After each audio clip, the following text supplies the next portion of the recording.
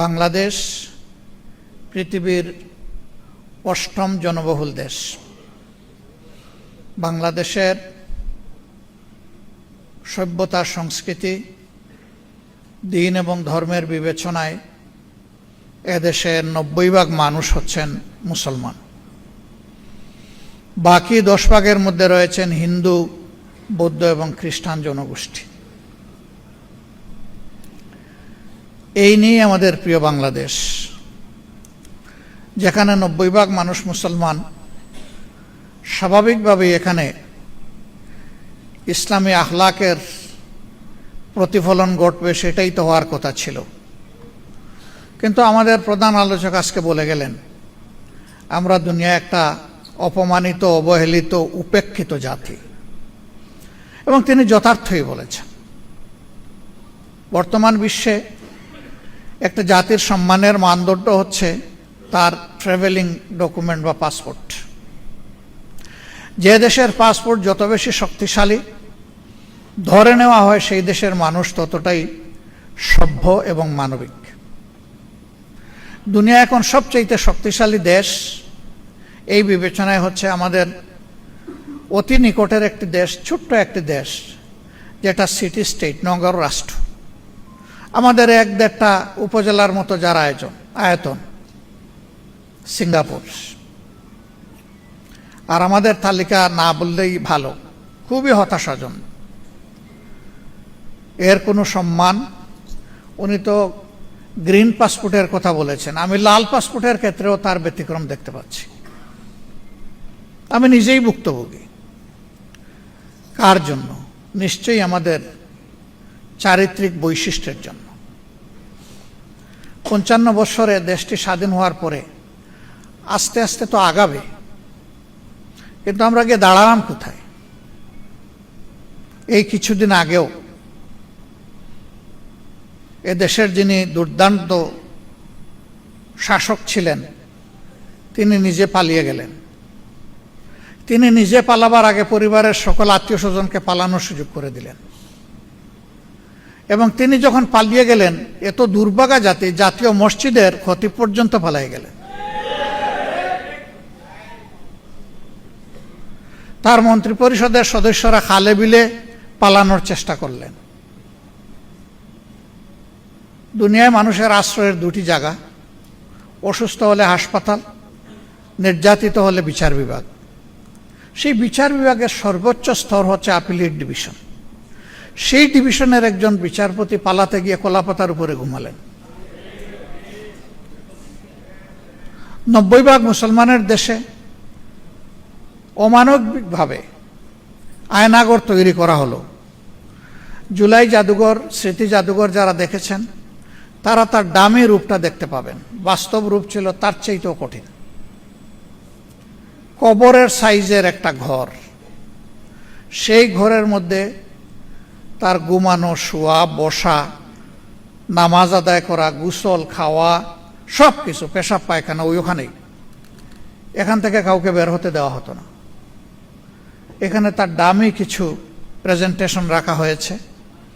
আমি মনে করি যারা সচেতন নাগরিক তাদের প্রত্যেকের এই জাদুঘর ভিজিট করা উচিত। কিন্তু দুর্ভাগ্য, অন্তর্বর্তীকালীন সরকারের সময় জাতির দুঃখের ঘটনাগুলাকে এখানে তুলে ধরা হয়েছিল। বিশেষ একটি দেশকে, রাষ্ট্রকে খুশি করার জন্য তার অনেক উপাদান এখান থেকে গায়েব করে দেওয়া হয়েছে। এখানে ৪৭ সাল বা ৪৬ সাল থেকে শুরু করে অনেকগুলা রাজনৈতিক, সাংস্কৃতিক পরিবর্তনের যারা পুরোদা ব্যক্তিত্ব ছিলেন তাদেরকে তুলে আনা হয়েছিল। এর অনেক কিছু এখন গায়েব করে ফেলা হয়েছে নির্বাচিত সরকারের হাতে যখন আসছে। অনেক নির্যাতিত মানুষ, তাদের স্মৃতিচিহ্ন ছবিগুলো ওখানে ছিল। একটি নির্দিষ্ট দলের লোকদের স্মৃতি রেখে বাকিগুলা গায়েব করে ফেলা হয়েছে। আপনারা সেই সময় ইসলামী ছাত্র শিবিরের কেন্দ্রীয় সভাপতি দেলার হোসেনের কথা জানেন, যে প্রায় ২০০ দিন যাকে রিমান্ডে নেওয়া হয়েছিল, তার উপর কি না অত্যাচার করা হয়েছে। আমাদের প্রয়াত প্রধানমন্ত্রী বেগম খালেদা জিয়া তার নাম নিয়ে আক্ষেপ করেছিলেন।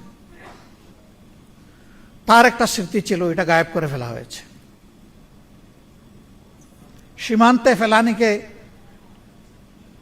অমানবিকভাবে ঝুলিয়ে হত্যা করা হয়েছিল, ওই স্মৃতিটা গায়েব করে ফেলা হয়েছে। এটি ভালো লক্ষণ নয়।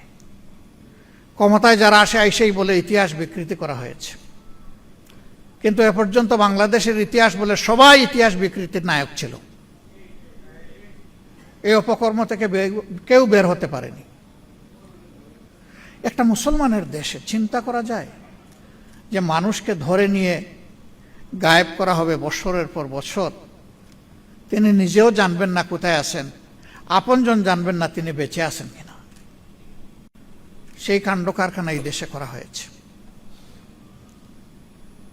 এরা এতটাই অপরাধী ছিল যে দেশের বুকে তারা স্থির থাকার সাহস করতে পারেনি।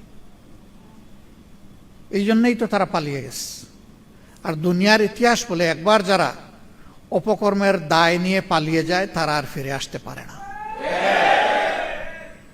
কোনো ইতিহাস নাই। বাংলাদেশে এখন সেই ন্যারেটিভ তৈরি করার জন্য পরিকল্পিতভাবে ফ্যাসিস্টদের যারা দূষর তারা এখন নেমে পড়েছে। আমরা তাদেরকে বলি, 24-এ যে মানুষগুলো জেগে উঠেছিল তারা সবাই মারা যায়নি, তারা ঘুমিয়ে পড়েনি, তারা সজাগ দৃষ্টিতে সব কিছু প্রত্যক্ষ করছে।